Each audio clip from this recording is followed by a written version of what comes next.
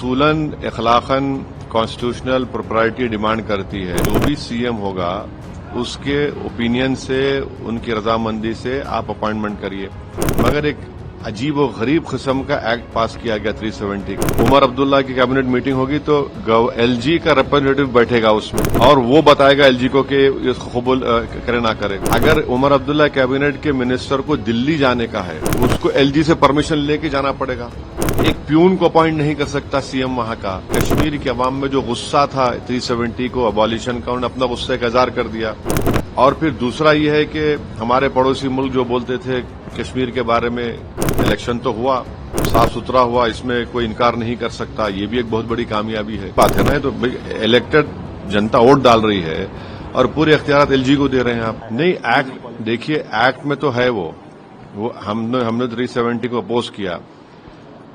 उसूलन अखलाकन constitutional propriety demand करती है कि जो भी सीएम होगा उसके ओपिनियन से उनकी रजामंदी से आप अपॉइंटमेंट करिए।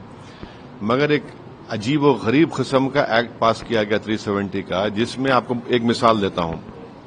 कैबिनेट की मीटिंग होगी, उमर अब्दुल्ला की कैबिनेट मीटिंग होगी तो एलजी का रिप्रेजेंटेटिव बैठेगा उसमें और वो बताएगा एलजी को कि इसको कबूल करे ना करे।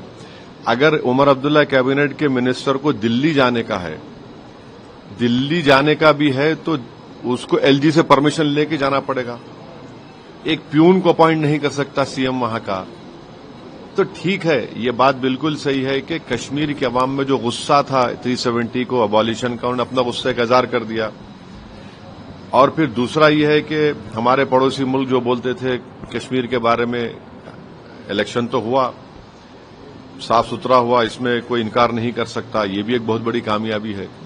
तीसरी बात यह है कि जम्मू में आप देखिए कि 29 सीट बीजेपी जीत गई, वहां पर भी कांग्रेस पार्टी एक ही सीट जीती। ये चीजों को देखने की जरूरत है। कश्मीर छोड़ दी, वैली, अच्छा कश्मीर में तो बीजेपी ने बड़ा प्रोपेगेंडा किया था कि पहाड़ी गुज्जर, वो सब जीरो हो गया, पहाड़ी गुज्जर मिलकर बीजेपी को हरा दिए। मगर जम्मू में 29 असेंबली सीट पर बीजेपी जीत जाती है और एक सीट पे कांग्रेस जीतती है। तो ये चीजों को देखना पड़ेगा। ये तो ठीक नहीं है ना, बिल्कुल ठीक नहीं है ये। भाई वैली में एक रिजल्ट आ रहा है, जम्मू में बड़ी पार्टी बीजेपी बन जाती है। तो मतलब जो ये 5 एमएलए नहीं, इस सही मानते हैं? नहीं, मैं तो पूरे एक्ट को ही गलत मानता हूं। इसीलिए मैंने पार्लियामेंट में उसका वो खुलकर हमने उसका अपोज किया था कि क्या सीएम होगा उमर अब्दुल्ला बताइए।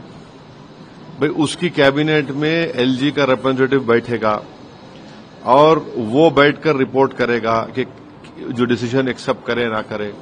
अगर उमर अब्दुल्ला अपने मंत्रियों को लेकर दिल्ली आना चाह रहे तो प्लेन में बैठ के ऐसा नहीं आ सकते, उनको एलजी से परमिशन लेके आना पड़ेगा। एक प्यून को अपॉइंट नहीं कर पाएंगे। तो पूरा पावर तो एलजी के पास ही है। अब देखिए, ये तो बड़ी यानी गलत बात है ना। ये तो इलेक्टेड जनता वोट डाल रही है और पूरे इख्तियार एलजी को दे रहे हैं आप।